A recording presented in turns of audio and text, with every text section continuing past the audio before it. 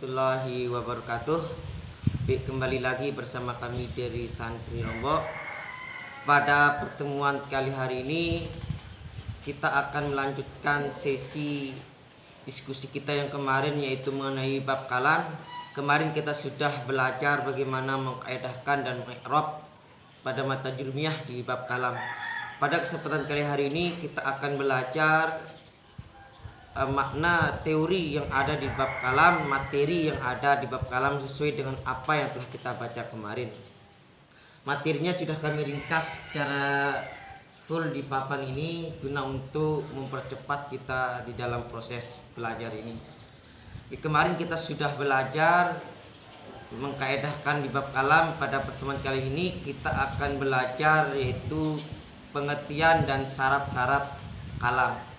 Sebagaimana yang kita baca kemarin, kita sudah belajar yaitu mengatakan al-kalamu huwal lafzu al-muraqqabu al-mufidu bil wad'i. Itu kalimat kita baca kemarin, sehingga kita akan bahas materinya. Nah, sehingga ada dua hal yang akan kita bahas pada hari ini, yaitu pengertian sama syaratnya. Kita mulai dari pengertian kalam itu sendiri. Kalam, apa itu kalam?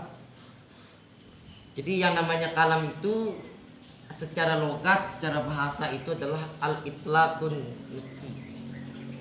Itlaqun nutqi yaitu artinya adalah semata-mata perkataan. Jadi apa yang keluar dari mulut kita, yang keluar dari ucapan kita, itu adalah kalam. Kalam secara logat atau secara bahasa. Apa yang keluar dari mulut saya mengatakan A, B, saya mengatakan Zaidun, itu adalah kalam. Kenapa kalam? Karena dia adalah keluar dari mulut. Nah, itu secara bahasa. Sedangkan secara istilah yang namanya kalam itu adalah wal lafzu al-muraqqabu al-mufidu bil wad'i. Dialah lapas yang tersusun dan berfaedah dengan menggunakan bahasa Arab. Nah, sehingga berdasarkan pengertian secara istilah tadi itu, kita mendapatkan bahwa suatu kalimat itu disebut kalam jika memiliki 4 syarat. Apa syarat kalam yang dimaksud adalah, pertama adalah lafaz, yang kedua adalah murakkab, yang ketiga adalah mufid, baru yang terakhir adalah wada'. Kita akan belajar pertama itu adalah lafaz. Nah, jadi salah satu syarat kalam itu, kalimat disebut kalam itu harus lafaz.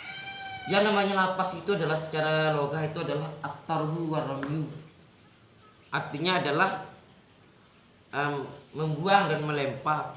Nah, jadi itu secara logat lafaz itu adalah membuang dan melempar. Apa yang kita lempar dari mulut, mungkin itu namanya lafaz. Secara bahasa saja. Sedangkan secara istilah yang namanya lafaz itu adalah huwas sautu al-mustamilu ala ba'di hurufil hijaiyah.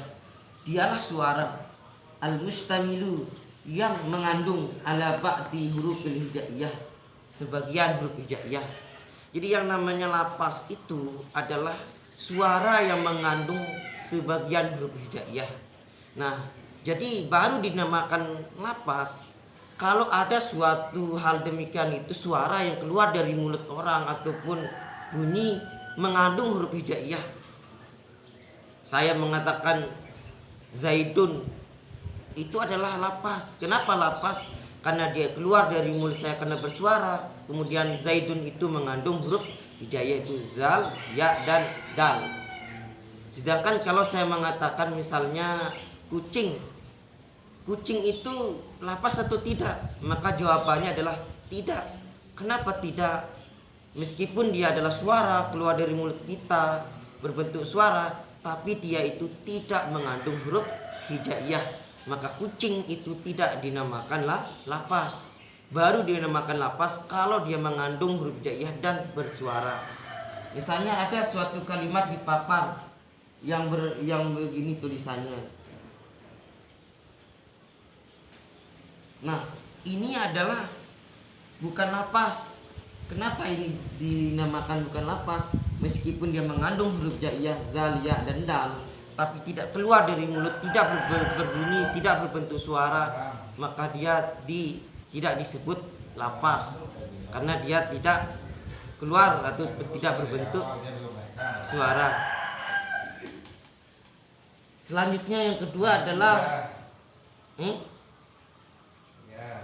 selanjutnya yang kedua adalah murakab. Apa itu murakab? Yang namanya murakab secara bahasa itu adalah wad'u syai' ala syai', itu menaruh suatu di atas suatu, atau bahasa lainnya adalah tersusun di yang namanya wadah itu tersusun. Yang namanya tersusun itu pasti memiliki minimal satu, minimal dua, itu tak bisa tersusun dari satu. Nah, jadi namanya wadah itu telah tersusun. Nah, sedangkan secara istilah yang namanya murakab itu adalah ma tarakkaba min kalimataini fa aksara. Nah, suatu kalimat yang tersusun dari dua kata atau lebih itu namanya murakab. Misalnya qoma zaidun, itu murakab. Kenapa murakab? Karena ada kalimat koma dan zaidun. Ada umpamanya kalimat zaidun, nah itu bukan murakab. Kenapa bukan murakab? Karena hanya tersusun dari satu kalimat saja, itu zaidun. Nah, jadi yang namanya murakab itu tersusun dari dua kalimat atau lebih. Mau lebih intinya dua. Contohnya yang seperti tadi itu. Yang selanjutnya yang ketiga syarat kalam itu adalah namanya adalah mufid. Apa itu mufid? Secara bahasanya istihdasun mal wal khair, itu memperbaharui harta dan kebaikan kita, itu secara bahasa. Sedangkan secara istilah di dalam ilmu nahwu yang namanya mufid di dalam kalam itu adalah ma'afa idatayah sunus sukut minal mutakallim wasami alaiha. Nah, yang namanya mufid itu adalah kalimat yang memiliki makna atau berfaedah sehingga membuat orang itu lebih baik diam daripada berbicara dan akan mendengar padanya. Yang namanya mufid itu kalimat itu memiliki makna dan membuat kita paham sehingga kita itu mendengar. Nah, itu namanya mufid, artinya kalimat itu bisa kita pahami. Contoh misalnya qoma zaidun, Zaid telah berdiri, kita sudah paham dan sudah memiliki makna, maka itu dinamakan kalimat itu sudah mufid, maka dia itu masuk dari salah satu bagian daripada kalam. Nah, jika kalimat itu tidak mufid atau tidak berfaedah, misalnya iza qoma zaidun, apabila Zaid telah berdiri, nah itu kalimat itu tidak dinamakan mufid. Kenapa tidak mufid? Karena tidak memiliki makna yang jelas. Apabila Zaid berdiri itu sudah mengandung kalimat yang tidak memiliki makna, itu maka kalimat tersebut tidak dinamakan mufid karena tidak memiliki makna. Jadi yang namanya mufid itu adalah harus memiliki makna. Nah, itu yang disebut dengan mufid. Nah, baru yang terakhir adalah salah satu syarat kalam itu adalah wadah. Apa itu wadah? Secara bahasa wadah itu adalah al-wiladah, artinya beranak, melahirkan. Sedangkan secara istilah ini wadah itu ada dua versinya. Yang pertama adalah bil arabi, wadah itu menggunakan bahasa Arab. Itu yang pertama. Maksudnya adalah baru dinamakan wadah kalau dia menggunakan bahasa Arab. Contoh misalnya qoma zaidun, dia adalah wadah. Kenapa wadah? Karena menggunakan bahasa Arab. Berbeda dengan kalau saya mengatakan Zaid telah berdiri, itu tidak dinamakan wadah. Kenapa tidak dinamakan wadah? Karena dia itu tidak menggunakan bahasa Arab, itu adalah bahasa Indonesia ataupun menggunakan bahasa Inggris ataupun bahasa Sasak dan lain-lainnya. Dan ada versi yang kedua itu mengatakan bil qasdi. Yang namanya wadah itu harus menggunakan ada tujuan atau ada maksud daripada suatu kalimat tersebut. Misalnya ada orang, misalnya saya ini mengatakan Zaid telah berdiri. Ada maksud saya memberitahu bahwa Zaid itu telah berdiri. Nah, berbeda dengan orang yang tidur, misalnya tiba-tiba dia bermimpi dan bicara dengan sendirinya. Dia mengatakan Zaid, qoma zaidun, Zaid telah berdiri. Cuman di luar kesadarannya, maka itu bukan dinamakan wadah karena tidak ada maksud dan tujuannya atau di luar kesadarannya.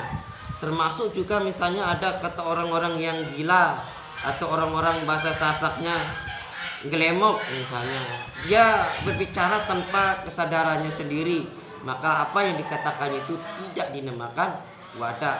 Nah, itu penjelasan singkat kami terkait beberapa pengertian kalam dan beberapa syarat kalam yang harus kita tahu bersama, yaitu lapas, murakkab, mufid, dan wadah. Kami kasih beberapa contoh, misalnya tentu yang namanya kalam itu jika kurang daripada salah satu syarat yang 4 ini, maka kalimat itu tidak dinamakan kalam. Baru kalimat itu dinamakan kalam apabila keempatnya lapas, murakkab, mufid, dan wadah itu terpenuhi. Misal ada suatu kalimat mengatakan misalnya jaa Zaidun. Nah, jaa Zaidun ini apakah kalam atau tidak? Maka caranya lah kita akan gunakan apakah jaa Zaidun ini sudah mengandung 4 syarat tersebut. Lafzun, apakah dia lapas? Jaa Zaidun, tentu dia adalah lapas karena saya ucapkan bersuara dan dia mengandung huruf hijaiyah, maka dia adalah lapas. Apakah dia murakkab? Jaa Zaidun murakkab karena ada 2 kalimat jaa dan Zaidun, sudah memenuhi. Sekarang apakah dia mufid? Apakah sudah memiliki makna dan atau berfaedah? Jaa Zaidun, Zaid telah datang, itu sudah memiliki makna dan sudah kita pahami. Jadi jaa Zaidun itu adalah termasuk daripada mufid. Sekarang apakah dia wadah menggunakan bahasa Arab ataukah ada tujuan dan maksudnya? Ya, jelas dia menggunakan bahasa Arab dan sudah ada tujuan maksudnya memberitahu orang bahwa Zaid telah datang. Nah, maka jaa Zaidun ini dia dikategorikan kalam. Kenapa kalam? Karena sudah memenuhi 4 syarat tersebut, yaitu lapas, murakkab, mufid, wadah. Kalam, suatu kalimat tidak dinamakan kalam jika salah satu daripada 4 syarat ini tidak terpenuhi. Dia tidak ada lapas, maka tidak kalam. Tidak ada murakkab, tidak kalam. Tidak ada mufid, tidak kalam. Ataupun tidak ada wadah, maka dia tidak kalam. Nah, kesimpulannya adalah baru suatu kalimat disebut kalam apabila dia mengandung lapas, murakkab, mufid, dan wadah. Demikian video singkat yang bisa kami berikan. Saya mohon maaf jika ada kekurangan dari penyampaian kami, terlalu cepat ataukah yang semoga bisa dipahami. Insyaallah kita akan bertemu pada berikutnya, yaitu bagian kalam, itu bagian-bagian kalam ada isim, fiil, dan huruf. Sekian dan terima kasih, semoga bermanfaat. Assalamualaikum warahmatullahi wabarakatuh.